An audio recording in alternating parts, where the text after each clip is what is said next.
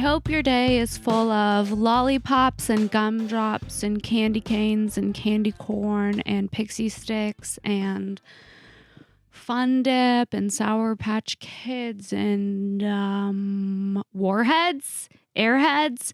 Guys, it's a candy intro. I just really wanted an excuse to start the podcast by talking about gumdrops. What's going on? We have an amazing episode for you this week with Shane Mauss. We explore all types of fun topics, including psychedelics, science, all of the things you could ever want from a podcast. It's a fun, great episode. I highly recommend giving it a listen, giving him a follow. He's going to be going on tour, so make sure to check out Shane. And I think you guys are going to enjoy this week's episode of Shank with the one, the only Shane Mauss. But before we get into this week's episode, there's just something I want to tell you about, and that's socks. Oh, yeah. Look down at your feet right now. Are they exposed? If they are, why? Cover them up. Be modest. Don't just be showing people your toes, especially in the era where people are selling feet pics for cash. Be selective about who you share your toes with. And more importantly, support the show. Head to ohyeah.com, 3 O's HYEAH.com. Enter discount code SARA10, SARA10 to shop fun designs from Oh Yeah. What I love most about Oh Yeah is that they collaborate with unique artists to bring really fun designs, including these ones. These are Poison socks, the band Poison. These are Alien and Weed socks. I mean, who doesn't want this in their sock drawer? Who doesn't want Norman Rockwell socks in their sock drawer? Support the show.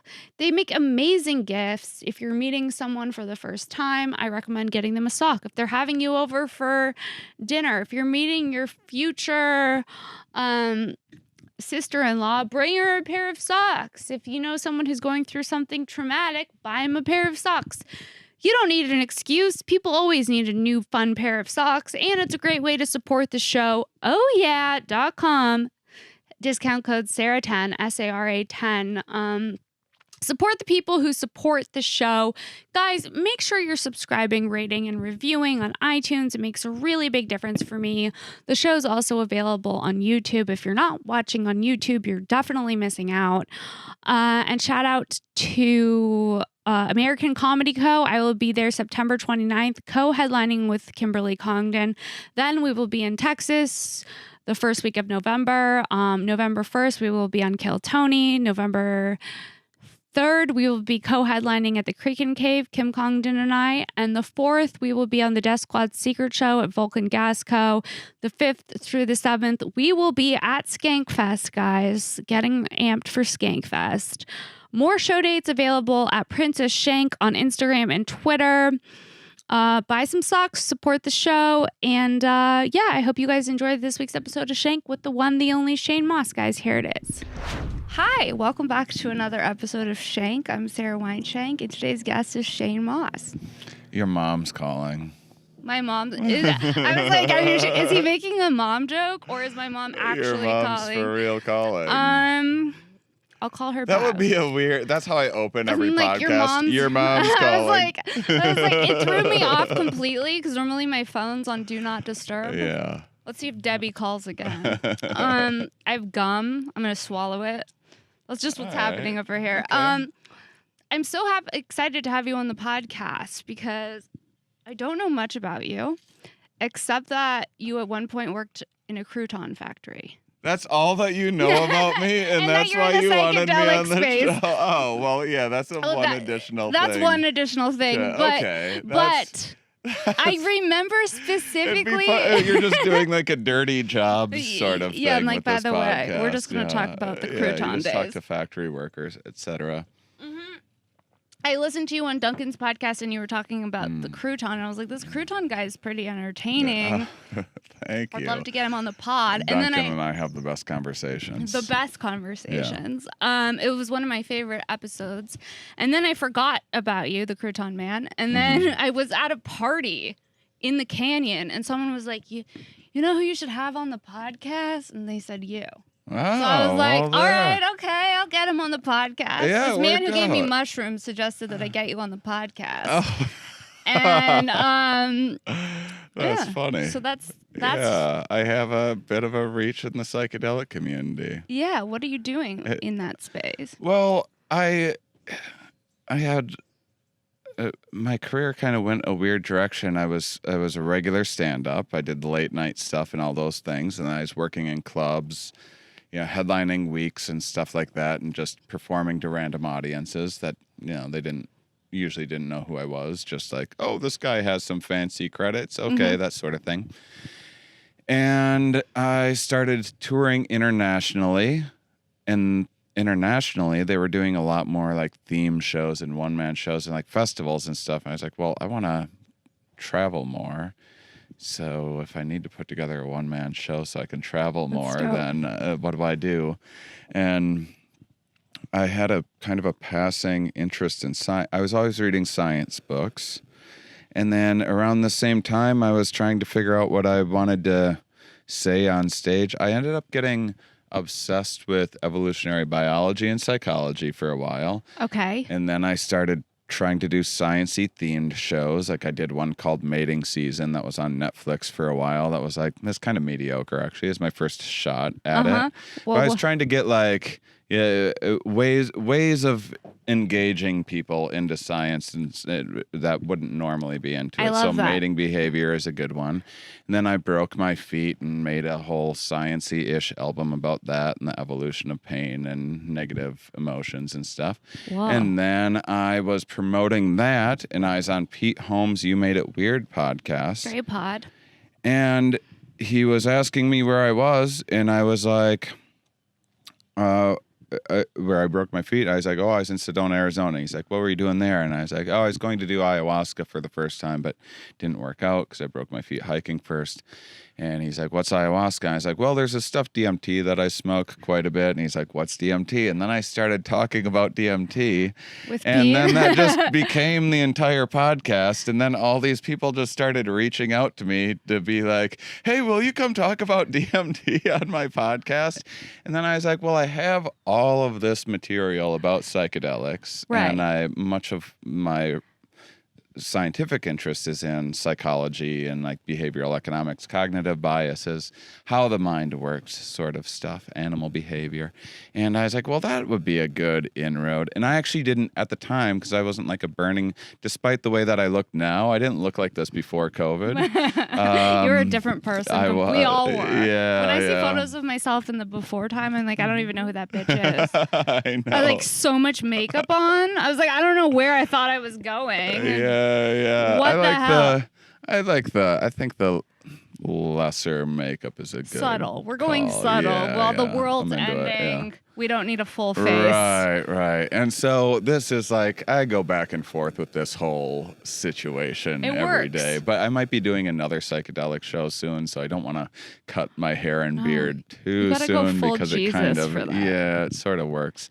And so I started at the time I told my agent, I was like, well, I have like an hour of psychedelic material. I just didn't think there'd be a market for it anywhere. I was working in clubs. You can't go into like the loony bin in Oklahoma City on Saturday night, date night, and give them an hour lecture on psychedelics. Right. And so that's when I started finding like small indie venues, tried it out. People went bananas for like I'd never had a response. I'd gotten a lot of good response. You know when you like absolutely destroy in a club and then people will be like, hey, good job, and like leave afterwards. Yeah. So, that's like the norm. Right. And then, but this was like people had a zillion questions afterwards, and I'd like never seen that level of engagement. And I was like, all right, I'll try doing this more. And that's when I figured out how to do my own marketing and produce my own shows and stuff. And then I ended up doing what turned into a 111 city tour in 2016 to 2017. Wow, that's a lot of cities. And then I was on a bunch of podcasts promoting that. Someone heard me there. And so then a person wanted to make a documentary kind of based on me and the tour and psychedelics. And so we made a documentary called Psychonautics, a comics exploration of psychedelics, which is on Amazon.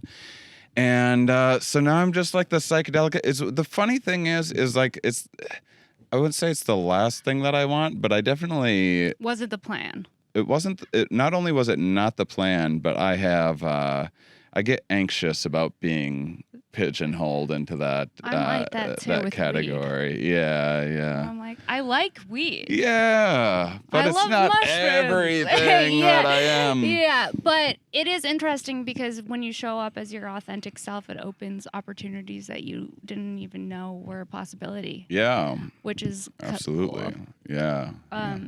But yeah, so I wanted to get you on the pod and just talk to you and see what's like. Who is Shane Absolutely. Mauss? Well, that was a brief introduction. That was a good I'm introduction. from Wisconsin originally. You're from Wisconsin originally. And yeah, and so I typically, and now I tour around doing indie shows. Most of them, before COVID, I was doing a show called Stand Up Science, where I'd get 2 different scientists in every city that I went to come and give like kind of TED Talks that I'd riff on. So it was half comedy, half science shows. That's so and cool. then I did a psychedelic version of that as well. And then COVID, and so now I'm figuring out the next step. Regrouping. We Yeah. all are. Yeah. But that's so interesting. What about, okay, when you were in Sedona, you broke your feet? Yeah, I was hiking it was my birthday.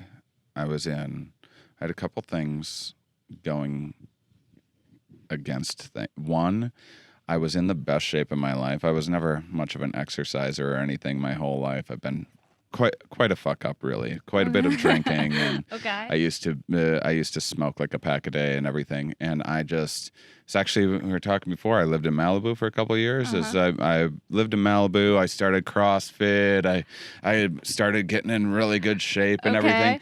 And what comes along with that, if you're me, I guess, is that you have a little too much confidence then in your physical abilities. Right, you apparently. were feeling yourself. And I was crazy into rock climbing at the time. Okay. So we were supposed to go rock climbing. There's a fire where we were going to go. So we went hiking instead, me and a buddy. And I was like still trying to get my adrenaline up and everything. And we were climbing around on things. And he wanted to take this shortcut that was like from a trail down to another trail. And I was like, yeah, that seems too high to jump. And he was committed, but he was in worse shape and didn't have really climbing experience. And so after we decided we were going to do it, I decided I'd go first so I could spot him. No. And jumped first, broke both of my heels. One of them exploded. Exploded? Yeah, that was the doctor's words, did actually. Did you see the insides on the outside? I don't know No, how that's but what I heard it happen. like a crackle or like a pop? It's like breaking sticks underwater. Because I Well, didn't hear wasn't it from the expecting that. outside. It didn't come from the sound didn't emanate from my foot and then go into my ear. I heard it from inside of my body. I'm thinking it sounded like a Rice Krispie treat. I'm like, was it a snap? Was it a crackle? You're like, it sounded like sticks breaking underwater. Well, either way, it was like you just imagined it being some delicious sounding Yeah, thing. that is so crazy. Then I crawled down a mountain for a few hours. With broken feet? Yeah. And then, people tried to help me, but it was too steep. Fortunately, I was really good at rock climbing at the time. That's and crazy. It was a whole thing. So you went there to take ayahuasca, but you didn't end up taking it. Correct. Because after your feet broke. I've only done ayahuasca 3 times. Okay. The first 2 were really quite mild. And then, and I'd done so much DMT before that time that I was like, DMT is like a concentrated version of ayahuasca. It's very quick. Have you ever done it? I've done it in a vape pen. Did you break through? Not fully, but I liked the way that I felt. It was very I was like, I'm a part of something greater. I don't need to go to therapy. That's what everyone wants there to be the takeaway. I don't need to go to therapy. It's like it was like getting 10 years of therapy in 5 minutes. Yeah. There's a shortcut. Yeah. That's how I felt. Yeah, it can be exceptionally therapeutic. It can be the catalyst for more and better therapy in the future. But I was rather arrogantly thought, because the first time I did it 2 times like in a row. There was Well, there was a night session, and then we slept over, and then there was a morning session. And I, like, you know, on the second session, I was like, you got to give me, like, way more. And he gave me more. Like, I took as much as he would give me. And still, I was like, boy, this doesn't do much for me. I don't care for all the rituals and the dancing around and like listening to other people vomiting and like shitting. There was some like very wet farts happening. Like at the very least, it was actually around this area. Yeah, that would actually make a lot of sense. Yeah. There's a lot of ayahuasca retreats in this area. Yeah, and you know, it was fine. And I just thought, like, well, I guess ayahuasca just doesn't affect me that much. And then that was a dumb thing to think. and then, so the third time that I did ayahuasca was actually, so in the documentary, it's presented as if, because we animated everything after the fact. So, and then my director decided, it was like a little cheat where he was like, hey, he had me go, hey, I'm going to do ayahuasca at this place, but we can't have cameras in there or whatever, and we animate it. But the truth is that we were planning on shooting, but I wanted to do a ceremony first to get a sense of things before I was on camera. And in that ceremony, I had the greatest trip of my life, and then I just kind of, it launched me into a manic state though, and then I became progressively more manic over the course of like a month, and then ended up in a psych ward. I've been in a psych ward. Oh yeah? Cheers to that. I did stand up in one. You did stand up in a psych ward? Yeah, I used the pepper shaker as my mic, and I got it taken away. Oh my gosh. Yeah. Wow. I was on Adderall. I stopped taking it cold turkey, and I went into like a psychosis. But once you go to the psych ward, it really puts some things in perspective. Yeah. Well, the first time it just scared the shit out of me. It's so scary. Second time I went, I was like, okay, I think I get this, and it's not as scary as it once was. It was as scary as hell. And then sometimes when you're like in there and you like look at the people that are also in there with you, I'm like, they seem insane. I feel like, am I supposed to be in here with these nuts? Because, and then they're like, I don't know, there's a lot of coloring for me. They gave me crayons, and they were like, have a good time. And I was like, okay. Yeah, there's, I mean, the second time I found it helpful that there was that many, because I was able to see the kind of cognitive mistakes and the misunderstanding of my perception. I was able to see it in some of the other people there. They would be doing some of the stuff that I was thinking. Right. Like, oh, that's where I'm making the mistake. It's always easier to see it in other people. Totally. But yeah, the first time I was just like, we're all experiencing the same thing. This is a simulation. And it was, that time I was medicated. The second time I wasn't, which was awesome. Because I just worked through it and came down. The first time you went was after the ayahuasca, and then you went manic. And then what about the second time? The second time was during COVID last year, and that wasn't psychedelics or anything. I'm bipolar, so. But usually I'm just in a hypomanic state for sometimes like a couple weeks at a time. But at the beginning of COVID, I went hypomanic. Are you wondering what that? Yeah, I don't know what hypomanic means. I know what manic means. So there's like, well, there's a lot of degrees of bipolar, but there's the main ones that get diagnosed are bipolar 1 and bipolar 2. And bipolar 1 is the full-blown, everything has more meaning than it's supposed to, and everything's connected, and paranoia and simulations and stuff. Like hypomania is just brimming with energy. You don't need a lot of sleep. You're really creative, just firing on all cylinders. It's really the dream. It's just not terribly sustainable. Right. So when you got into that manic zone, you were feeling creatively stimulated. Hypomanic, yeah. Hypomanic. Yeah. Manic is Interesting. like, there's nothing terribly productive about that. That, for me anyway, it was Right. exceptionally, I was very paranoid and thought nothing was real. And yeah, people thought I was at risk of hurting myself or something. I mean, which I didn't think so, but also I didn't think anything was real and everything else. So it was like, I was unpredictable at the time. Yeah, I mean, I've been there before. Unpredictable. Yeah. Yeah, no, going to the psych ward it changes your perception of things too. Yeah. For me, like, because I've always smoked weed, but then afterward I was like, can I still smoke weed? Like, is that gonna... Yeah. I mean, I'm sort of that way with weed anyway, where when I have weed, so say I have weed 5 times. One time will be fantastic, at least. Sometimes 2. 2 or 3 of those times. 2 of the times will be like, yeah, okay. And 1 will be like, I would rather not be baked. And then 1 out of 5 times, it's awful. It's just, I get very paranoid and I hate them. Like, why did I do this?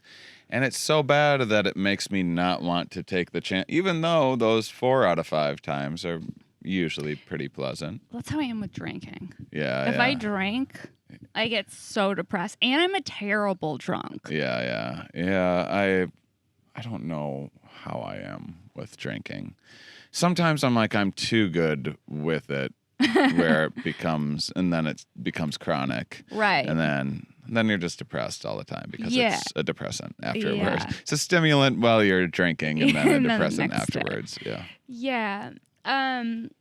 So that's interesting. What about psychedelics in regard to mental health? Is that something that you've been exploring within the science realm? Well, that was, so first of all,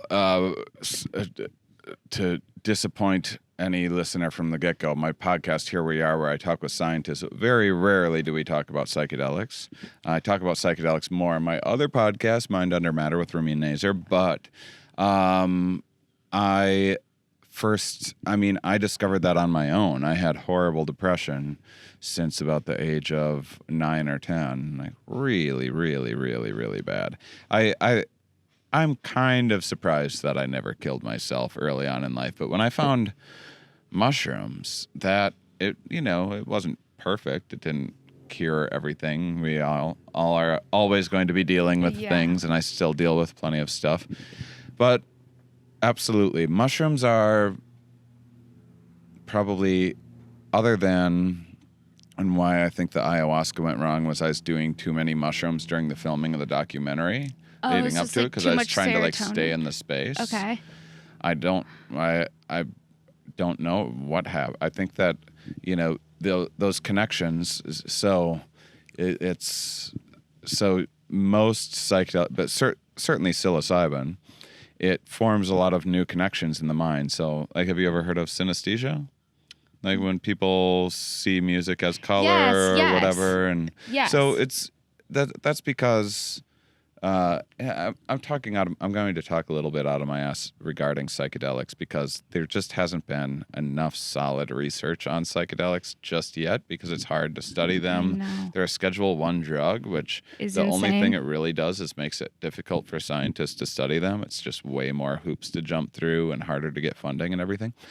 So, take it with a grain of salt. But synesthesia is when you're born, your brain, everything's kind of like a mess of stimulation, and you're making all of the sensory information kind of blends together a bit more. Okay. And as you age and gain experience as a baby, your brain starts doing what's called synaptic pruning. So it starts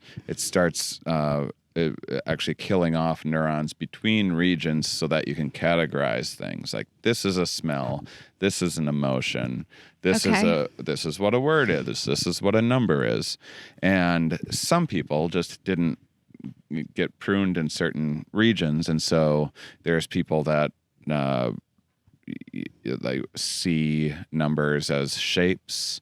There's people that like smell color and things like that. And so I'd be down to smell color. yeah, Like purple seems like it'd smell good. it seems like most people enjoy their experience of synesthesia. It's just a different way of viewing. It's just atypical, but it doesn't impair anybody. So interesting. And mushrooms, it can kind of artificially stimulate those same connections happening. So that's why a lot of the visuals come in, and so a lot of times you're experiencing like synesthesia-like perceptions during that time. Well, then the mushrooms wear off, and that abnormal amount of activity dampers down, and you just go back to, hopefully you learned a few things. Maybe you got the opportunity to reset and analyze some of your habits that you don't like and work on new things. And there's a lot more neuroplasticity at that time. But what I found out is if you just keep on doing mushrooms, or I see people run into this with acid, you're just keeping those connections open like for a very long time, and I think it builds somewhat like not permanent but more long-standing connections, and you can't really walk around the world just tripping every single day is what I found out. And I've done. I was after my manic episode, even leading up to it, I was after that ayahuasca. Well, I did mushrooms a week later. That really set me off over the edge. That was such a bad idea. So interesting, because I know you're not supposed to do anything like 2 weeks before, 2 weeks after. That's what they say. Everything's different. Ketamine, I think ketamine is recommended like every couple weeks or every week or something like that. That's a very different thing, and that's a dissociative. People go back and forth with whether that's actually a psychedelic. I think that it is, but ketamine's an interesting drug. Yeah, I love ketamine. Is it one of your faves? It is, but it depends on what you're after. For me, I don't get any therapeutic anything out of ketamine. A lot of people do. It seems like it's really good for depression and stuff, especially because it can treat depression in people that, like myself, that are bipolar, that normally can't be on antidepressants and stuff because they can launch into manic states. Oh, ketamine, interesting. I didn't think of that. At least as far as I know, in any clinical setting, hasn't done that. And so it's kind of it's a really interesting option for people. Especially now they have the IV therapy and they have the nasal spray. Mm-hmm. So yeah, I haven't done the nasal spray, but I've done intramuscular, and then you've done the IV, and I've certainly snorted plenty of. Yeah, I hate snorting things. So the really? spray, yeah. Oh, I love snorting. You do? Things. I do. I'm so scared. Yeah. I just don't get getting my nose involved. Well, yeah, it feels like I've a sensitive, dewy nose. Yeah, well, I get it. I've definitely. There's been many times where not many, but there's been a couple times where I'm like, I think I broke my nose. Yeah, I think it's broken now. Yeah, there's nothing worse than walking around with a half functioning nose. Yeah, to me. Yeah, that's why I just stay in the weed zone. Weed and mushrooms really. I don't think that there's many people out there that are like, I have a half functioning nose now. I don't mind it. It's fine. But I'm not depressed. Yeah. My nose doesn't work, but I am no longer. Yeah, I like ketamine. So you like ketamine? Yeah, I've had. I found it to be therapeutic. Mm-hmm. I found it to be I was able to look at different parts of my life and be like, oh wow, that was challenging when I went through that. Instead of looking at it with a bunch of emotion, I was able to see it from a very removed outside standpoint. Yeah, that's amazing. And it was amazing. Yeah. But I don't feel the need to do it again. If I was going through something, maybe. Mm-hmm. But right now I'm good. I feel that way about ayahuasca. If you're good, too. Leave it alone. Yeah, once you get the message, hang up the phone. Not even that. Just what I need to remind myself constantly is, because that's in doing the documentary, there's a couple things. One, it was we didn't have a huge budget. We had a pretty short amount of time to shoot everything.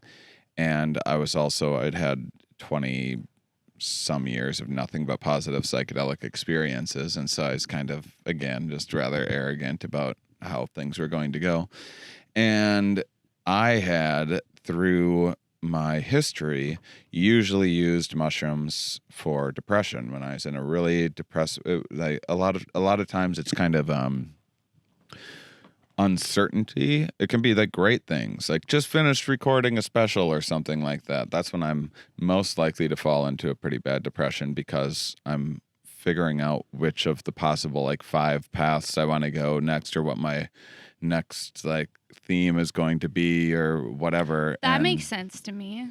Yeah, depression, there's speculation that depression is about kind of pumping the brakes and making you kind of go inwards and evaluate things a little more before you invest a bunch of time or energy into the wrong path. Mm-hmm. So it makes you go, hold on, like, is this possible? Even if it is possible, is that the right path to go down? What am I using the correct strategies in life right now to get myself where I want to be? And so I found that for me, mushrooms quite reliably would really get me out of those funks. Not always, but pretty reliably. And sometimes I would maybe need, a lot of times 1 dose would be good. I usually like bigger doses. Sometimes I would need like 2 or 3 over the course of a week or 2. Mm-hmm. And then it would clear up. And then a lot of times I wouldn't trip for like 9 months or something like that. Just depending on what else is going on. I mean, usually not the like, oh, I'm going to a concert, I'm going to get a bunch of drugs. I've done and will do that in the future, but that's not my go-to. Is I prefer to be by myself and do huge doses and in nature. Specific. I love being in nature. Yeah, like this is a pretty good setup, because in an ideal setup, in my opinion, mm-hmm. you want indoors and outdoors, mm-hmm. so you can still shower, pee, throw up, all grab those a water. Yeah, and there's a lot of usually when a psychedelic like mushrooms or acid is coming on, there's some kind of natural anxiety that mm-hmm. comes along with it, and this upswing, and your brain's kind of figuring out, like, even if you've done it a lot, if it's been a while or whatever, you're like, wait, what's going on, or why did I do this? And I feel I get restless at that time. And I think if you just change whatever, if you're outside, go inside. If you're inside, go outside, just for 20 minutes or so, and it breaks it up. So yeah, having both options is really cool. That is cool. Yeah, that's a good point. But the main thing I was going to say about feeling good is what I learned from doing mushrooms a whole bunch of times. So my usual was I would take them, get out of a depression. Cool, I'm out of a depression. During the documentary, I did the same thing. I was in depression at the time when we started it, because I was like sorting out how it was going to look and going back and forth. I wasn't sure I liked my director at the time. We weren't seeing eye to eye on a few things. He was great, but at the beginning I was nervous. And then, so I did what I'd normally do, and then I got out of the depression. I was like, well, why just not be depressed? Why not feel good and see if that... And so then I kept on doing mushrooms, and I felt good, and I was like, I wonder if you can feel great. Like, and then I kept on doing, and then I felt great. And I was like, what is after great? And you don't want to find out what's after great is things start getting very wonky and weird. Yeah. So leave good alone. Yeah, that's how I feel. I don't have the urge to do ayahuasca, but I think that if I went through something traumatic, I would definitely look at it as like my first resource. I mean, I'm also in therapy. Do you do therapy too? I did a little bit this summer. Mm-hmm. I dropped out of it. I have a lot of therapist friends. That's perfect. So that's kind of awesome. So, that I talk with all the time and have like lots of conversation. I know it's different, but still. Well, no. Sometimes I find that talking to a friend that you're close with is actually more impactful than a therapist. Mm-hmm. It can be. Yeah. You know, as long as you're not feeling like you're sitting with your thoughts and not talking to anyone about them. Yeah. But yeah, there's nothing better than being able to connect with like a peer in that way. Yeah, absolutely. And I just also look, it's not that I don't need therapy, but I have an We all advantage kind of of need it. I spend a lot of time talking with people that research how the brain works and stuff. So I spend a lot of time reading that sort of thing and learning more about myself and behavior and everything. That's why I got so obsessed with this kind of science in the first place, was just because I was such a fuck up and trying to figure out why. So that was like my version of therapy. Interesting. Because I used to have a science podcast with my friend Kim Congdon where we would just get high and try to understand science ideas that were way above ours. That's awesome. That's and it fun. was really fun, and I learned a lot. But what are some of your favorite things that you've learned through doing your science podcast? Oh, boy. Well, I've been doing it for 8 years. I mean, the main things that I really like thinking about is evolutionary biology and psychology. In particular, the mismatches that humans face with our modern world. Our genes and our environment, the world that our ancestors were built in and for, is drastically different than the ways in which we've built the world for us, and it's abrupt changes with, unforeseen the consequences. So, understanding things like. So like the pandemic's been interesting from just a psychological perspective, and seeing the various cognitive biases and stuff that pop crazy. up. Yeah. So I mean, there's so everything. Your dog has disease avoidance, mechanisms and things that, they're smelling and seeing if something's right to eat and whatnot.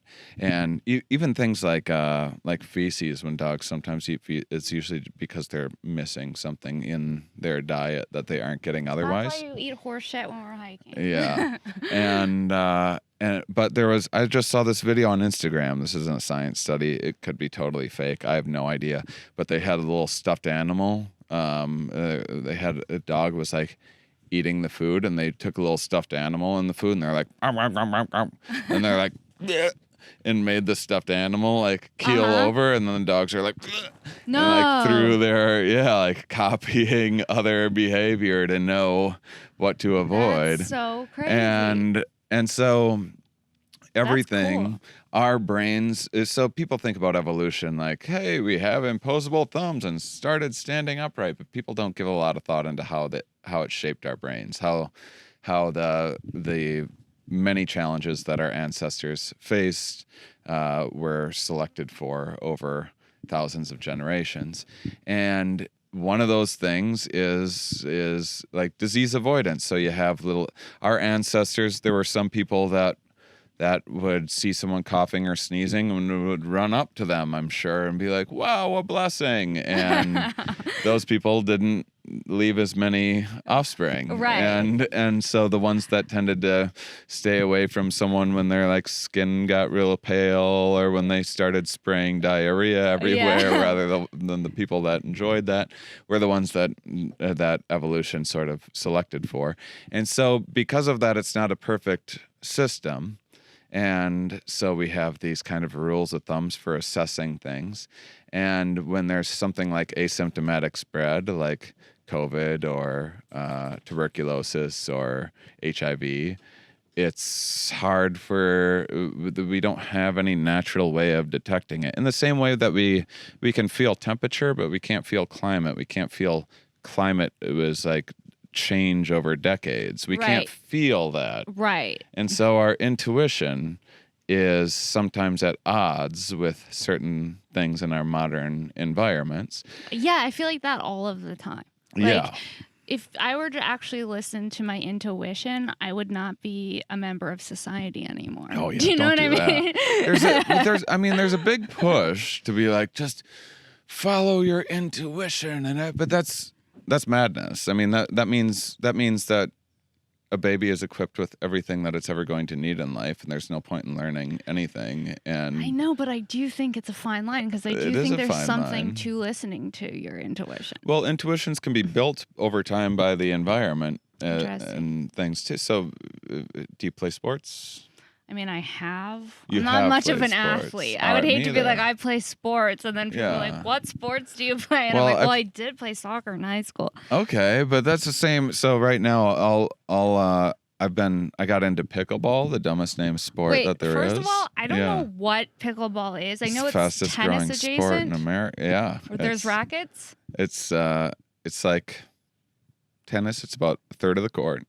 And instead of a tennis ball, it's a wiffle ball, and you have paddles like bigger than ping pong paddles. Okay. And it's a pretty fast-paced game, and because of a certain rule, most of the game is played on a line about 5 feet from the net. So it's like pretty fast-paced, like ping pong is, but not the same amount of running as tennis. So a lot of old people play. It's good for like people with bad knees can still be incredible pickleball players. Okay. So it ages well. Anyhow, the point is, or with rock climbing, like I got into, you take up anything or soccer or anything else, and there's things that every rookie is going to make this mistake because everyone that's new to doing this certain thing, if you go rock climbing and you've never done that before, you're going to tend to use your arms a lot more than proper form for rock climbing. Right. It's easier to push with your legs than your arms, and especially if you're a guy, it's intuitive to like hulk yourself up there by your arms. Yeah, I went to a rock climbing gym and it was sore for like a month. Yeah, I went from Did 0 you to enjoy it, 100. I think I overdid it. I was like, Okay. I'm gonna go to a rock climbing gym. I'm gonna get out there, and it was It's a lot of fun. It was really fun, but I did it wrong, and I was sore for weeks. Yeah, that's a good kind of sore Standard. though. Yeah. It takes a while. But the point is that with any sport, there's going to be things where it's like, oh, intuitively you would think you hit the ball this way or climb this way, but then you learn over time, like, oh, it actually makes more sense to do this thing that's kind of counterintuitive. And then when you gain mastery over that then becomes your new intuition. So the intuition is flexible and changes. And but I haven't thought of intuition as being malleable. yeah, I mean, and then it's culturally imposed too. Like before tuberculosis, people used to spit not just on the street, but indoors on floors and subways and stuff. Just like hawk loogies. Hawk loogs everywhere. They cracked down on it. It was actually a similar thing as what's going on now with like mass vaccines. That's happened in every pandemic where it's always been, individual freedom versus public health. And there's always been a lot of resistance to people changing and adapting new policies and especially productive measures. And guys want to advertise how tough they are and everything else. That's always happened. But during tuberculosis, they just like couldn't get people to stop spitting on the street. They're hacking up tuberculosis hacks. They used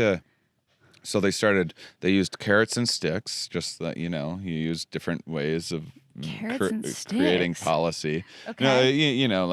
They used incentives. Okay. Carrots and sticks. Like, for example, if you promised to not spit, they'd give people containers, or you could buy like a little flask that you spit in it. Yeah.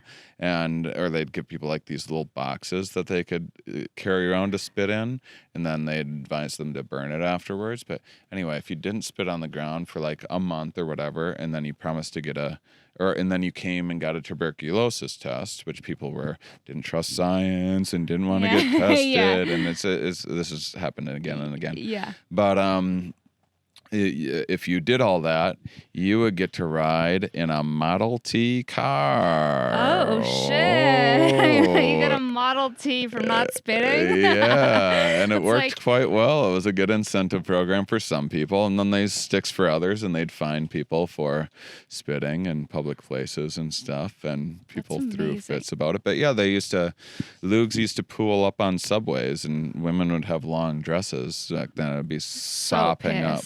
if I was just caked in lewd. lugs. Yeah, just the whole bottom of your dress just caked in tuberculosis lug. I mean, it was killing a lot of people at this time. Tuberculosis lug. Yeah. It is the halfway point of the podcast, which means one thing and one thing only. I will do a dab using my Ispire wand. Ispire is this amazing wand that basically transforms any bong into a dab rig. So instead of having to carry around trap tools, all you do is switch out the bowl pieces, and then the wand is made to heat up this specific bowl piece, and you put your concentrate in there, and you can go ahead and get high off of a dab. And I'm going to hit the dab in just a second. If you're someone who's looking to streamline your dabbing experience, head to getispire.com. That's get, G-E-T, Aspire, I-S-P-I-R-E.com. Shop discount code Shank15 for 15% off your Ispire wand. And they make amazing, great gifts. I can't recommend them enough. Okay, I'm going to do a dab, but before that, I also want to tell you guys about something that I'm super stoked on, and that's Kaneh. Kaneh is this amazing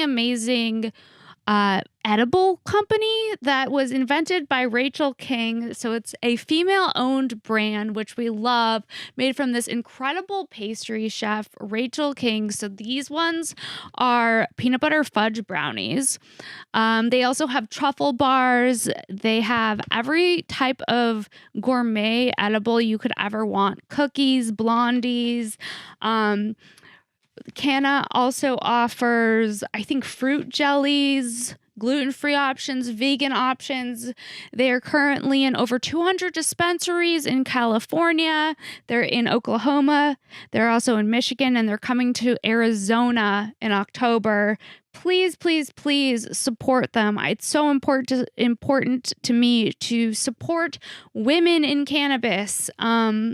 It's very important. So support the show by giving them a follow and get high with a delicious truffle bar. Get high with an incredible brownie. She's a renowned pastry chef who won Best New Pastry Chef in 2013 Food and Wine. She's totally transforming the edible experience, and check it out and support Kaneh. Support the pod by supporting the people who support the show. Also, are you someone who needs to quit smoking cigarettes? I mean, if you're even still smoking cigarettes, I don't know how to get through to you at this point, but I do have the perfect solution. It's time for a fume. Guys, buy a fume. It is a wooden inhaler, so you're not breathing in, you're not vaping, it's nothing electronic. It's basically you just are inhaling super plants. So if you're someone who's trying to quit smoking and you want something to take, something positive to reduce that, the craving, the hand to mouth craving. I mean, I personally love this for snacking because I'm a huge snacker, especially because I'm a stoner. So I start snacking and then I can't stop. And what I love about Fume is that they make a cinnamon insert. It's a cozy chai. I put that in here and then I can just basically hit a delicious cinnamon flavored plant in a wooden inhaler. And they also offer peppermint if you're someone who has menthol cravings that you're trying to curb. And the black pepper is a really good option for someone who's trying to quit nicotine. Give it a try. Why not create a positive habit? It's sustainably made in Canada. It's 100% chemical free, and buying one fume feeds 2 kids a day. So you have no reason.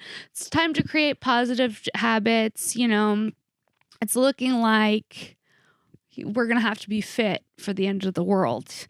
So get a fume. All you do is you insert one of the little sticks inside here, you fray it, and then you breathe through your fume and out through your nose. Head to breathefume.com. That's breathe, BREATHE, fume, FUM.com/Shank, discount code Shank to save on your new positive habit, your fume habit. Now I will do a dab with my Ispire wand. Hang on one second while mommy sets up the dab. I call myself mommy third person now. Things are happening. Hang on. Okay, let's do this. Doing this. Okay, so right now you can see that the piece is heating up. So while this heats up, I just want to remind you guys the best way to support the show is by leaving a review or buying a pair of socks or buying a fume inhaler or buying an Ispire wand or getting high on Kaneh Company's brownies, because they're the only reason we get to do this. So on that note, I'm going to do this dab, and then we're going to get back to this week's episode of Shank with the one, the only Shane Mauss, guys. Here it is.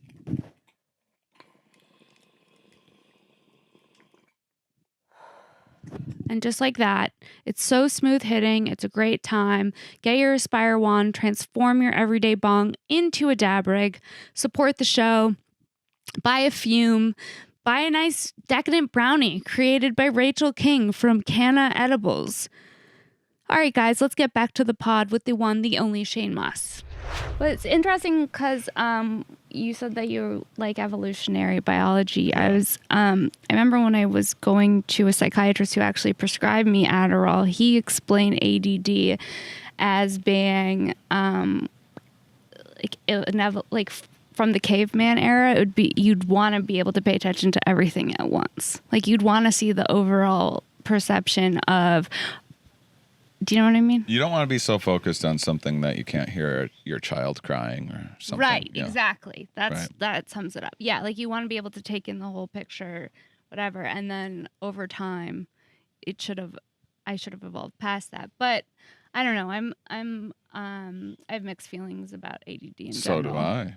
Yeah, I have it too. Yeah. Or I mean, I didn't get a formal diagnosis. Yeah. But you know, enough. I've had ADHD researchers on my podcast before, and they're like, "Yep." Yeah. I mean, I've taken surveys that say it requires more than that, but they're like, "Yeah, you probably do." Yeah. But yeah, I mean, there's some people just have a deficit where there's an abnormal firing in a region. It doesn't fire so it's actually not hyper firing; it's under firing, and the reason why ADHD people fidget and move around is to wake up that part of their brain. That's interesting. I don't know a ton about the subject, but I'm pretty skeptical of most any drug that you take on a daily basis that does something to the brain. I mean, I'll tell you that it was easy to get on Adderall. Yeah. And hard to get off of it. Yeah. But so easy to get on it and so mass prescribed, especially in LA. It was like... Well, there was during the second Bush administration when they did the No Child Left Behind thing, there was incentive. You know, it is hard to pay attention to a bunch of trivial information, and you're just teaching children how to memorize and not teaching them how to think. No, it's like the schooling system in general is so messed up because it's a one size fits all thing where it should be catered to each individual child. Like not everyone is going to learn in a classroom. I feel like outdoor education is also really an interesting thing, especially with the state of the world. It's like I would like to have a kid that could survive the apocalypse, or at least live a little longer. Yeah, a lot more. Plus, it's like if you were taught how to manage your finances and pick up after yourself and do all of these other things, that's always going to be needed in your life. Whereas like cursive, if you're and there's just a lot of stuff in school that, you know, it's pretty tough to make a prediction about where the world is heading employment wise and what skills are going to be useful and everything else. But that was when the big ADHD push started because they wanted to get grades up. So the meds would just help kids generally, memorize things better and test better. And then also you were able to diagnose kids and put them in special ed so they wouldn't screw up if they were in special ed, they wouldn't count against the score. Scores. And that's when a lot of the big ADHD push, and a lot of it is probably well-intentioned. But then there's incentive to, like, baseball players, I think, take 2 or 3 times more ADHD medication than anyone else, and that's probably because it's illegal to be on it unless a doctor says that you can, and you're playing a kind of a tedious sport with a lot of waiting and patience and focus needed. And yeah. So, yeah. So, there's a lot of... performance-enhancing drug. My closet was the cleanest as it was ever was when I was on Adderall. Everything was very together and color-coordinated. However, inside, I was trying to fill a void. I was like, everything's fine. Look at my room. It's very clean. I'm going to go clean the refrigerator. I'm going to go clean the car. I'm going to go, there's only so many things you can fucking clean. That's awesome, though. I should get some Adderall just to clean. No, you don't want it. Well, I've done Adderall before, and I was like, I don't think it's for me. I've never liked speed that much. Like, I'll do Coke like once a year, and it never seems like everyone else is enjoying it quite a bit more than I am. I'm like, oh, this just feels like I think normal people feel like I feel right now. Like, I just feel like I can do things normally. And it's the same with Adderall or Ritalin or whatever, where, well, actually, I tried to take this modafinil, I think it's called. I've heard of that. Modafinil. It's like a narcolepsy drug that people take for performance enhancing. Yeah, and I asked this guy that I really respect, that like flies around everywhere and is constantly always doing speaking engagements, all these different things, and I was like, how do you do it? Like, how do you pull all of that off, expecting to hear, some amazing like quotation or something? He's just like, oh, modafinil. He's just like, I just do this drug. It's like the limitless drug is what I've heard it be compared to. I tried it. I hated it. What it just happened? gives me a little bit of a headache. It keeps me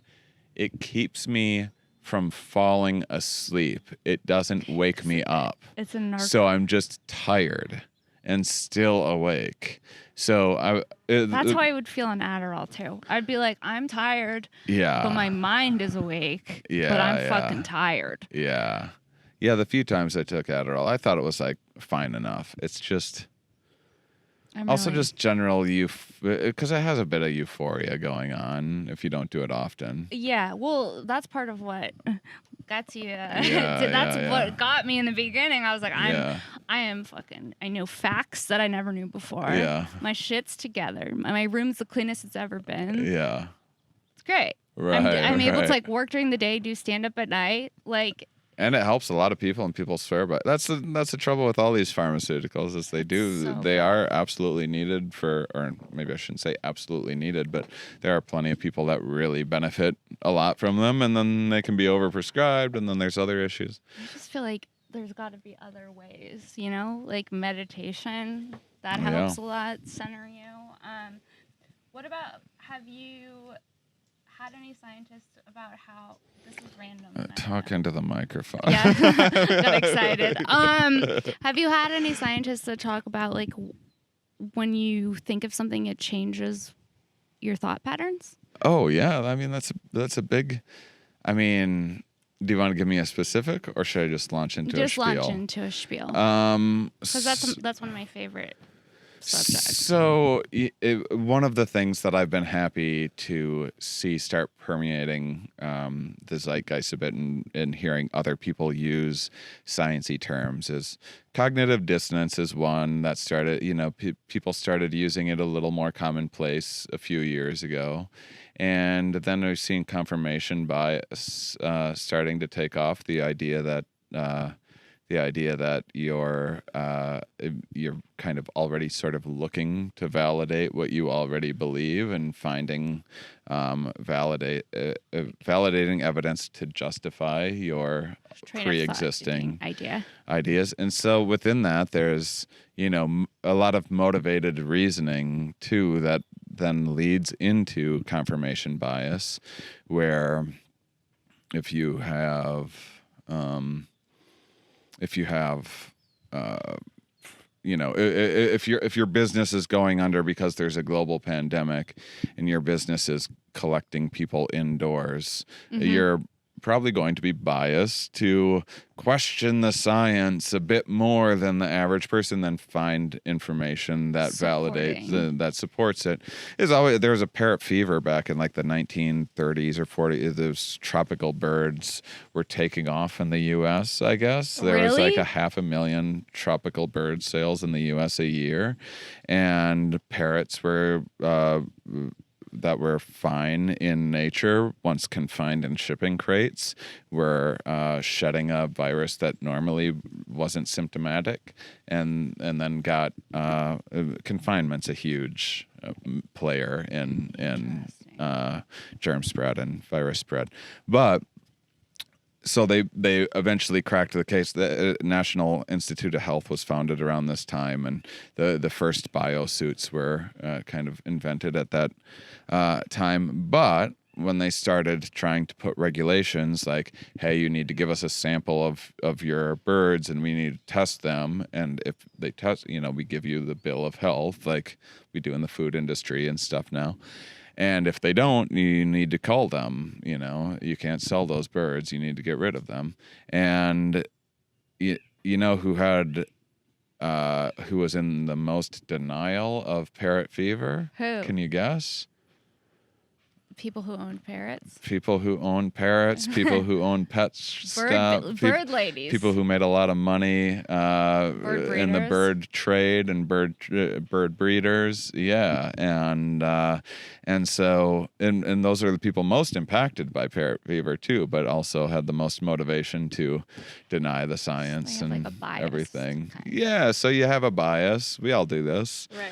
And then you look for evidence to confirm what you already believed. And that's what the internet is for now. Yeah, it's amazing. People can find evidence on anything that they want. Yeah. I can find evidence that I'm a lizard person if I really believe it. Yeah. You know what I mean? That's for sure. That's why it's so crazy to live in this age of technology where it's like everyone's kind of can be on a different page, especially after we've been locked in the house for a long time. Yeah. And you like see someone, you're like, I don't know what they believe. I don't know if they got their news on TikTok. Yeah. Or like what? Yeah.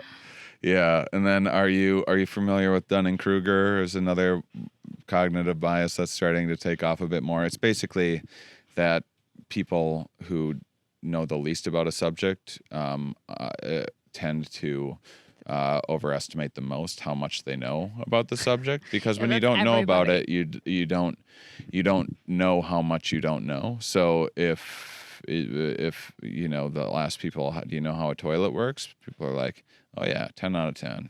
I know how a toilet, and they're like, okay, how does it work? And it's actually pretty complicated. Right. And they don't know as much as they thought. And then, but if you learn physics or plumbing or what have you, in the beginning you figure it's easy, and then you start learning things and you're like, wow, this is really complicated. And then once you gain mastery over it, and it takes a long time, then you'll start having competence again. But basically, an idiot and Einstein have the same idea of confidence in their physics. I know, that's information. crazy. And then the people that know a little bit tend to be the most insecure. And so, yeah. And then you have confounded by, we're social creatures, used to, like, if you're with people that know things that you don't know, that's kind of part of your brain. So we make use of that. So if you're with someone that knows a lot more about a particular genre of film or something, you'll overestimate your knowledge of that. That's so interesting. And then, like, yeah, I know a lot about horror movies because your friend does. Because you have access to that information. And so, what is that called? this? Well, Dunning-Kruger is the one that people overestimate. Okay. And then this next part is some of the modern implications of where we see Dunning-Kruger is also because we aren't just a brain, we are a social network. We always have been. We're social creatures. And so they ask people, they had a study. They're like, they made up a thing. They're like, scientists found this new mineral. They learned everything about it.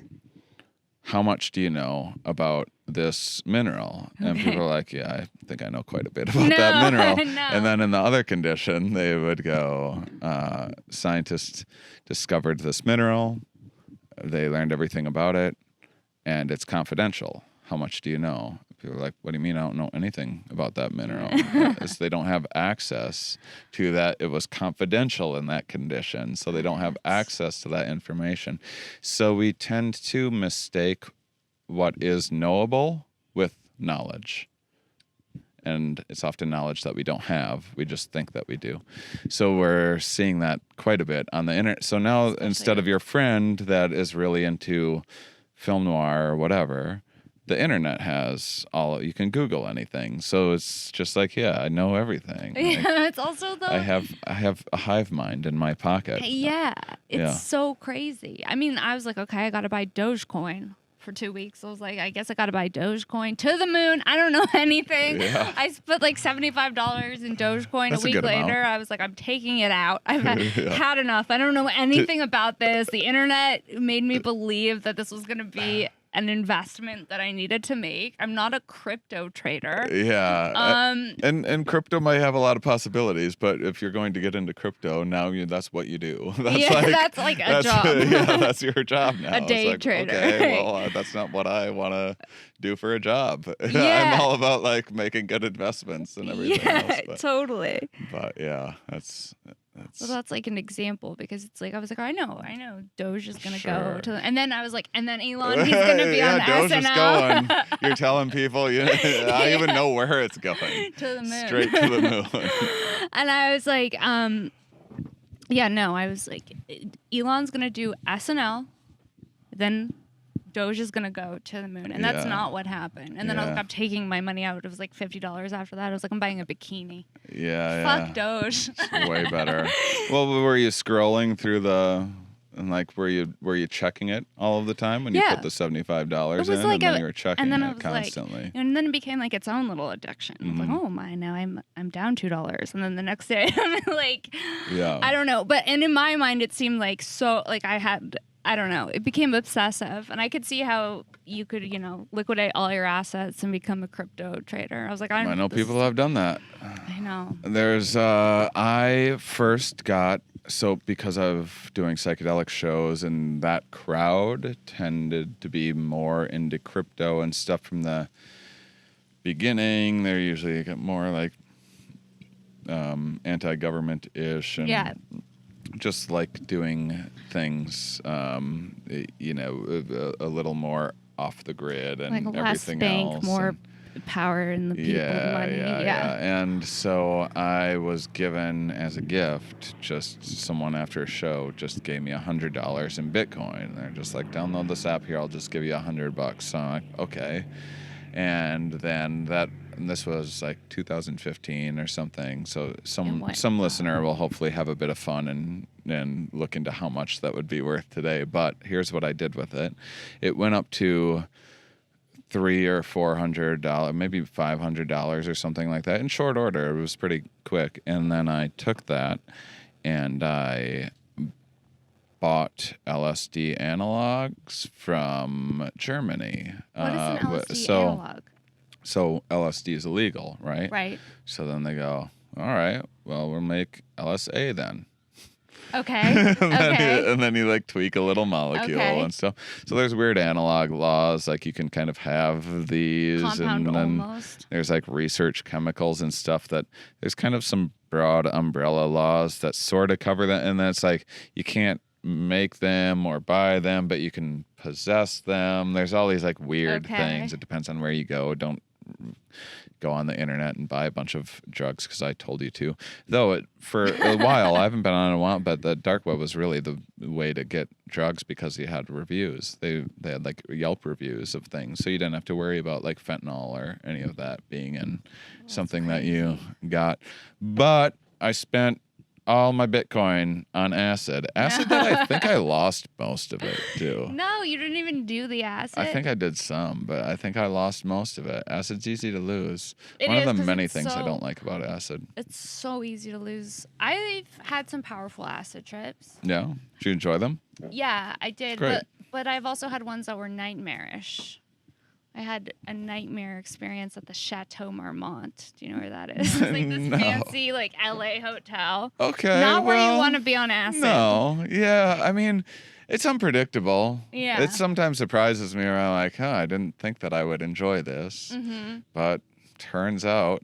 Or you think like a casino might be fun, like all the lights and stuff. Like, this is just the saddest bits of the human condition. Like, the slot machine. Like, it's so...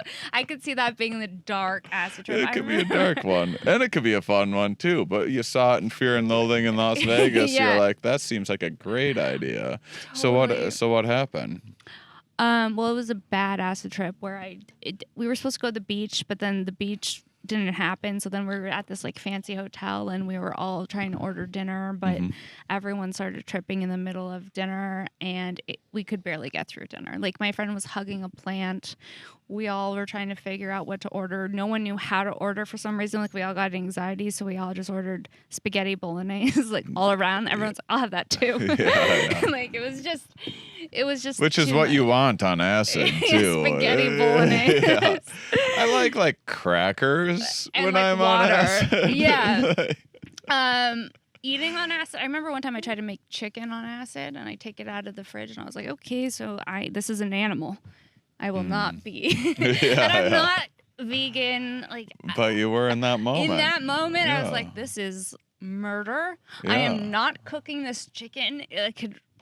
Right. It was low vibrational to me in the moment. And I Yeah. was like, I'm not trying to put that in my body. I mean, sometimes it is helpful to get some of those insights and take on that perspective, even if it's fleeting, to just, understand other people's point of view or that's be the more only mindful thing. of the world. It's like when COVID happened, all of a sudden people started learning about like, oh shit, supply chains. Never really thought about that before. All of these crazy things we never had to think about. There's something really useful in that, I think. Yeah, totally. But one of the craziest acid trips I had, I could see everything living and dying, like trees. Like I would look at this tree and then it would blossom and then it would shrivel up and die, and then it would blossom again and then shrivel up and die. And I could just see like the cycle of life happening before my eyes. Yeah. I was like, everything's just living and dying. Yeah. Lots of cycles of life going on. happening. Sometimes some breathing. A lot of times the trees start breathing. Like, Yeah. do they always breathe? Yeah. I guess so. Yeah, I never thought of it like that. Yeah. Or I remember looking in the toilet and seeing like the molecule. Don't look on the toilet. It was like, don't look on the toilet in acid. But tell me though. I looked in the toilet. There was like fractally molecules everywhere, and I was like, I'm too fucked up. Yeah. I give this advice and some people disagree with me, but if you're tripping, this is like, to me, 101 stuff. Just assume that for most people, the bathroom is about the worst possible place that you can be in while tripping. So when you have to go to the bathroom, just have a plan. That's just good like advice. think it through ahead of time and be like, I'm just going to go in there. I'm going to be focused. I'm going to do what I have to do. I'm not going to look in the mirror. I'm not going to look at the mirror tiles or like see any gross things. I'm not going to like, if I get claustrophobic or something, that'll just come up. I mean, it's natural that it's going to trigger, speaking of like disease avoidance stuff, that you're going to have feelings. It's an emotionally rich environment, the bathroom. We're just so used to it normally. Right. Yeah. I mean, I remember catching a glimpse of myself in the mirror while I was on acid, and I was like, I need to practice more self-love. Like having like a deep conversation with myself, and then I was like, I gotta get out of here. I was like, because you've had so many moments in the bathroom. You know, you sing in the shower, you look in the mirror, and like you cry or look at yourself and brush your teeth. You've just spent so much time in there having all of these different associations that you don't really even think about at the time, and then you're on acid and you're like, oh man, this is way too much. This is heavy. So yeah, but then some people are like, I do like looking in my eyes in the mirror. I like looking in my pupils in the mirror. You do? Some people absolutely hate that. I definitely don't recommend it to someone's like first trip. But yeah, it's like just go. It looks like you're looking into infinity because they're so big and yeah. I haven't done that before. You should try it next time. Yeah. I'm gonna try that next time for sure. I remember the first time I ever did acid, I was on a hike with my friends in Idlewild, and I'm not someone who was I'm not like a over the top sustainable person. I'm working on it. Eventually I'd like to compost, but will it happen? Who the fuck knows? Everything composts eventually. Yeah, it's true. We're all in the process of composting right now. But I remember like the acid hit, and I had a Happy Meal toy in my backpack, and I all of a sudden just started crying, and everyone's like, "What's wrong?" And I'm like, "It's such a waste of plastic." And they're like, "You've never ever been one to be worried about plastic in the environment, but it just seems so like artificial and man-made, and it was just like sticking out, and I was sobbing about it. I was like, I guess it's working." Oh yeah, psychedelics can definitely connect you with nature, but that's to a fault too. A lot of people in the psychedelic community make a lot of like naturalistic fallacies and just assume because something seems natural, it is natural, or that natural means there's nothing that isn't natural, depending on how you look at it. But there's also, there's just lots of falling for homeopathic things, falling for like anything labeled organic or free range or whatever, which often doesn't mean a whole hell of a lot. Probably better than the alternative. Pesticides, yeah. But pesticides are terrible, but GMOs are like nothing. There's nothing inherently wrong with GMOs. If you use GMOs to make sure that your seed self-destructs so farmers can't reuse it, that's some gray area. But there's a lot in the new agey community and psychedelic community. A lot of fans of mine that sometimes yell at me. You tend to, have their own biases in that way and tend to make a bit much out of the naturalist thing. But it is such lavender oil, and it'll solve all your problems. Yeah, have some lavender. I mean, it is good to be like, man, I spend way too much time indoors, like things like that. Totally. And I never appreciated nature before I was 16 and I had my first mushroom trip. I remember just being like, oh, scenery. Yeah. No, I grew up in malls. I spent a lot of time in the mall. Yeah, me too. Like at Claire's shopping for accessories. Yeah, so. I used to have a joke about smoking weed for the first time and being like, well, I guess I don't have to go to the mall anymore.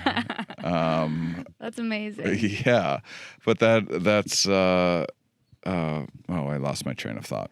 But yeah, being outside is great. Yeah. And psychedelics helps you get there. Yeah. And appreciate different things. Appreciating nature. Yeah, because I remember as a kid, your parents would like pull over and be like, "Look at this scenic vista." Like, why am I? All right, I'm in the middle of a game here. Like, why would I look at this? And then mushrooms is like, oh, okay. Yeah. My parents should do this. Yeah. Then they'd really like nature instead of pretending they do when around their kids. Yeah, I remember my dad being like, look at those clouds, like as a kid too. What is that? Yeah. It's just a way to connect.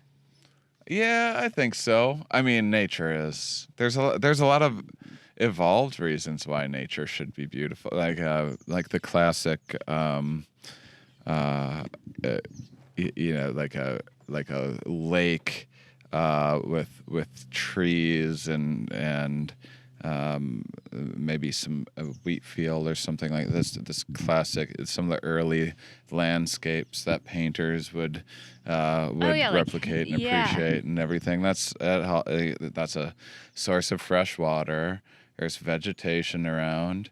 There's not too many trees to like screw up getting around, but enough to hide behind and see like other potential to see potential prey or hide from predators. There's shade there, and it's just kind of evolutionarily a perfect, like if you're in that environment, you're pretty well set from a hunter-gatherer point of view. So we probably evolved those preferences for that aesthetic accordingly. It's interesting because this is the most nature I've lived in ever. It's amazing. You're in a wonderful area.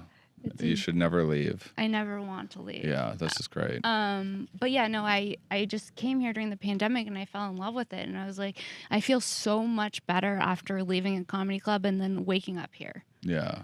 I was like, I could do that. I guess I could do whatever I want since there are no rules anymore.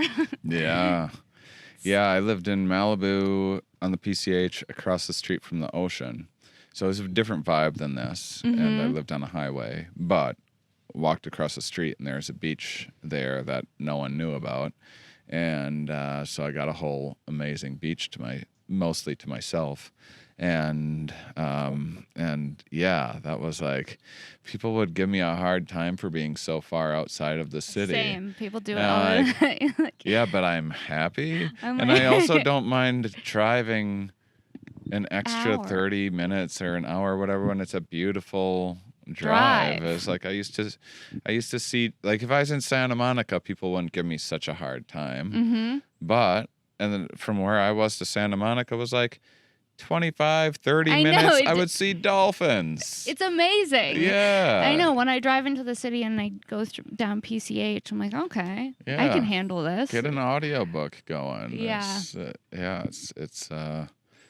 This is awesome. This is a way better place than a lot of people's conditions that want to be in the city and everything. Yeah, it took like the pandemic for me to be like, okay, well, maybe I should be outside more. Yeah. You know, like I feel crazy trying to work from home. Right.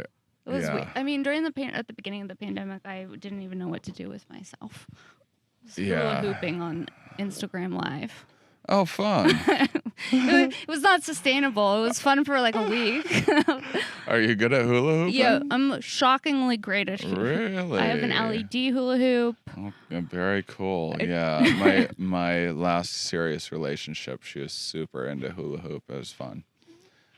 That's a fun one to do well on psychedelics as well. So fun. I tried to get into poi for a while. It was really good for my brain, but it was just such a reminder of how incredibly uncoordinated I am. But yeah, nature, hula hooping. It's all important. So wait, you weren't here.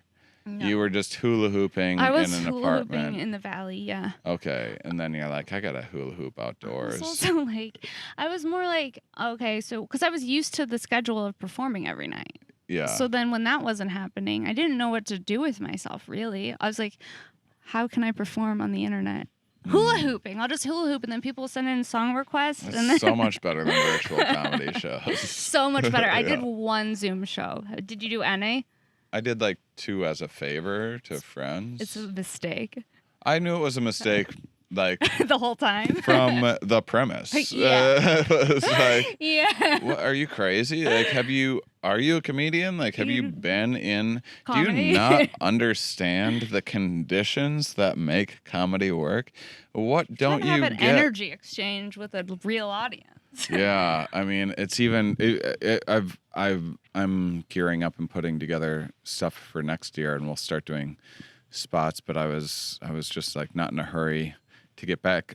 So I haven't even performed. I haven't done any distance shows or anything like a lot of people have. And some of it was, well, the weird thing was because I was doing psychedelic shows and stuff a lot. I was considering getting a box truck and setting up temporary stages for outdoor shows because cool. my act, when I started, I was like short joke, late night, but now my act is like very conversational. And so it sort of works more in that setting, but it is like, imagine before COVID, if someone was like, we're going to have a show. We're going to have everyone sit 5 feet or 6 feet apart from one another.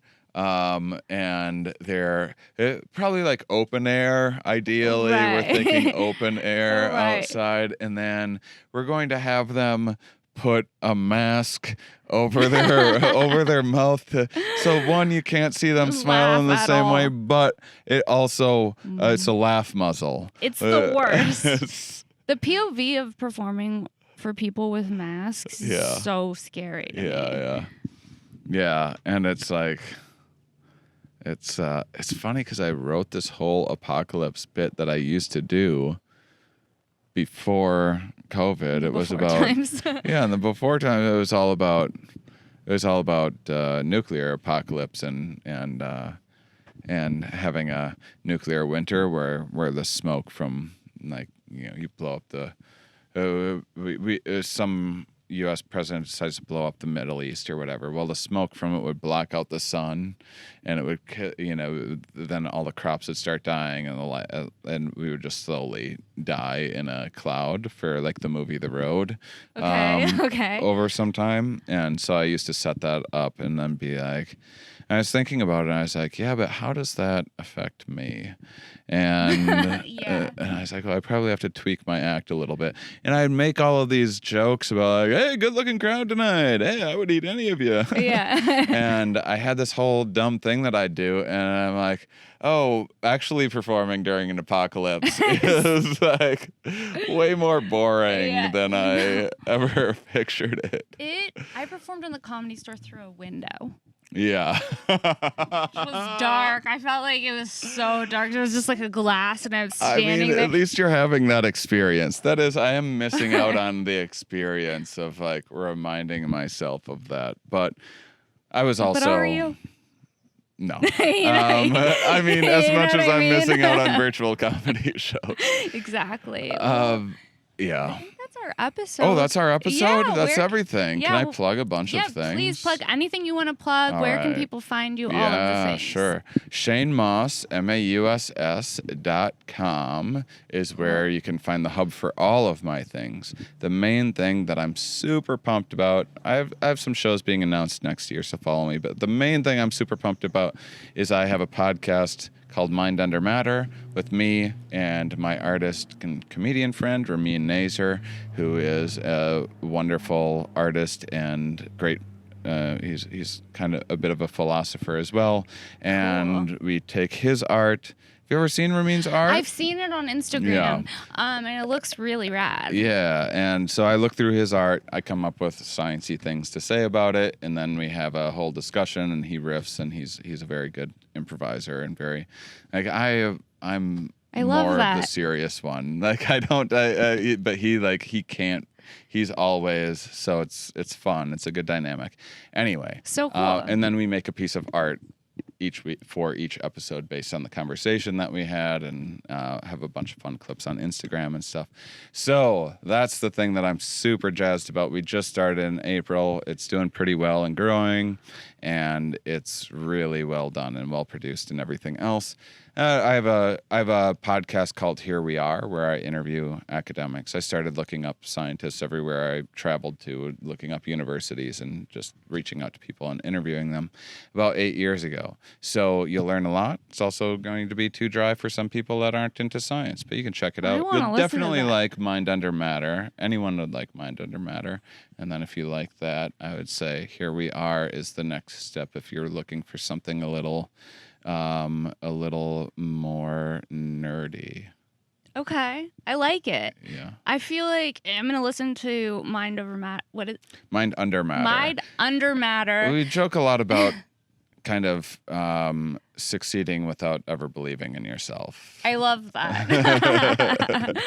Mind under matter. It's amazing. No, I want to listen to that so that I can feel like I know something about science. You know? Yeah, you like will. You'll learn a bunch. I promise you'll learn a bunch, and in a fun way. Okay, cool. Yeah. That's awesome. And Instagram, what's your Instagram handle? Oh, yeah. Shane_Mauss. Cool. Don't go to my Twitter. I'm just an asshole on there reminding people that COVID's still happening. And but Maybe Instagram, people want that. But Instagram is great. And that's a good place to follow me. And my documentary, Psychedelics, a comics exploration of psychedelics, is free on Amazon if you want to see the psychedelic stuff that I do. And it has a bunch of my stand-up mixed in with all the top psychedelic researchers. That's so cool. And stuff. Yeah. I want to check that out for sure. Most people probably have Amazon too, so definitely check that out. Yeah. And thank you so much for coming on. Thanks so much for having me. It was so nice to meet you. We did it. Thanks. Yay. Nice to meet you.